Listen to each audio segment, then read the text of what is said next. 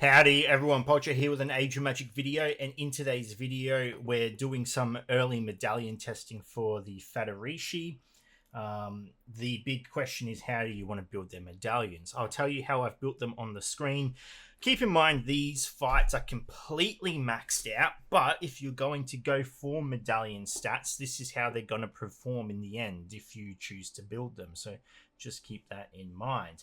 I really thought from the beginning, reading these characters' skills, let's look at Sapani for example. If we go to her leadership skill, you can see that when in defense in clan battles, HP of all allied Fatarishi is increased by 130% and 100% outside of clan battles. So it's a huge amount of bonus HP that these characters get. Not only that, the interesting thing about this is if you put max HP on their medallions, that is also increased by 130%. With that, you could find that Sandvar actually exceeds 100 million HP. So just keep that in mind. He can get the largest health pool in the game. But the big question is, does hit points match up to damage reduction? Because at this point in the game's life, damage reduction is still, in my personal opinion, the #1 medallion stat. You put it on 99% of heroes. I can think of maybe 3 or 4 heroes off the top of my head that you would not be using that. Maybe if you're a COC player and you want max scores, you might build your medallions a funky way. But overall, I honestly can't see a reason not to build damage reduction. And I'll prove that to you in this video. Now, the only character in this squad that does not have damage reduction or max hit points on their medallion is Shanat. I've built Shanat pure attack damage. Completely up to you. I think there is value in having him as an absolute monster of a damage dealer. But if you just want to be a brick wall that very few things can pass through, then damage reduction can work on him as well. So, for the first bout of testing, this is what we've done. This enemy team that we are versing, the full Fatarishi, is full max damage reduction. 4 times damage reduction, level 80 medallion, Echo A. I understand that's impossible to get, but like I said, we're testing it at its absolute max. And it is, these damage reductions are level 10 as well. Damage reduction on Matavi, damage reduction on Sandvar, damage reduction on Sapani, damage reduction on Lakshine, and attack damage on Shanat.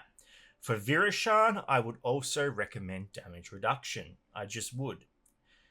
For our team, we have max hit points on everyone except Shanat. He is running attack damage. We're just going to play it on auto. This is in arena setting, so both teams are completely equal. There is no advantage. We'll test it in clan battle setting as well. So yeah, we'll see if the boost in HP exceeds damage reduction, and we'll play the fight now. So we're just going to let it play on auto. We have a slight advantage because we get to perform first, but we'll see in a second if that even matters. So we get our AoE out. As you can see, we're doing almost no damage to the enemy, but even with max HP, we are just eliminated. Absolutely destroyed. One of our characters drops already. That Shanat on the enemy team, it tears through us.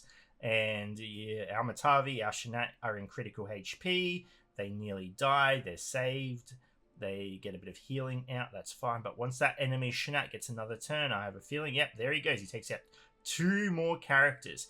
Keep in mind, these characters have insane HP values. Insane HP values. Only Sandvar left. There's literally nothing he can do against this team. And that's it. That's it. There you go. For general use, damage reduction superior. Now, let's stop the battle. What we're going to do is we are going to swap the sides and we are going to turn it to clan versus clan. We'll start the fight now. So now we're the team with damage reduction. The enemy team is hit points. They got the 130% bonus hit points instead of the 100%. Plus, they have the abilities that work better for them in Clan Battle's defense mode. So they have 2 bonus advantages in this fight. We're running the damage reduction team. Let's see how it plays out, if it makes any difference. And then we can again reverse it, but yeah, we'll see how it plays out. We're looking for the Shanat. The Shanat should still be able to just tear through someone quite quickly. He's hidden. No one can really target him. That would be your key, though. If you find a Shanat with attack damage, you would try and take him out. You see, we nearly lose him there. It'll be very interesting to see. There he goes. He takes out the enemy Sandvar. I still think we're good. They're obviously doing a lot better now that they've got all the bonuses to them, but we're still winning. Yeah, not really. I mean, I feel like we're winning. We'll see. With the Shanat dead, I don't know how this battle plays out, since the Shanat is the damage. We could potentially run Lackshine damage, but I just feel like she would die way too easily if she is. They've got no healing at this point. We still do have the Matavi healing. Mind you, our HP has been cut slightly, but we do have the healing, which is a huge advantage to us. We lose the... who did we lose in the back there? I wasn't... Oh, no one. We didn't lose anybody. We've already lost the Shanat. There was a clone of Lackshine. We're just slowly chopping away at their HP. And Sapani dies. She's out. It's just the enemy Shanat left. And honestly, we shouldn't be able to... Heal. We win. We didn't. It's damage reduction. Damage reduction, again, just superior. And that, like I said, that was the Fatarishi in defense in clan battles with all their advantages.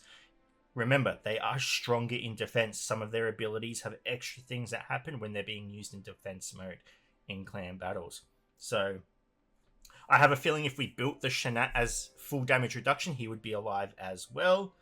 And yeah, it was a bit sketchy at some points, but the fact that they can win at all in a mirror match when the enemy team has the advantage is it's scary how powerful this stat on Medallion is. Now keep in mind, there are some characters in the game that can bypass damage reduction, and yeah, I just don't think it's going to really matter because it's one hero. I'm thinking of not Sapani, Superior specifically. But like I said, it's one hero. The damage you're going to be able to perform is menacing compared to what one hero is going to be able to do before you take out multiple heroes from the enemy team. Mind you, it could still be tested, and there is Invid on the way. I have shown you a video with Invid. He is a beast. I don't know how that's going to change. In that video, though, I don't know if it was in the video, but in the stream, we did test them against the Fatarishi in defense, and they still couldn't win. Fatarishi is still superior. So, yeah, if you're building the Fatarishi, if you want to make them as scary as possible, my recommendation is damage reduction for all of them, with Shanat being optional, damage reduction or attack damage.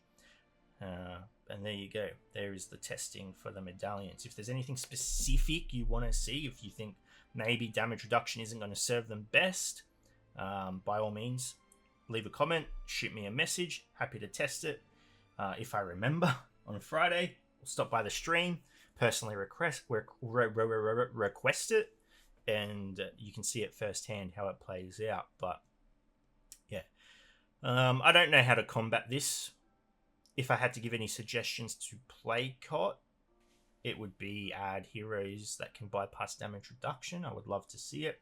But the problem is, the longer the issue is around, it's not really an issue. It's like anything in any game. There's always going to be something that's considered better than everything else.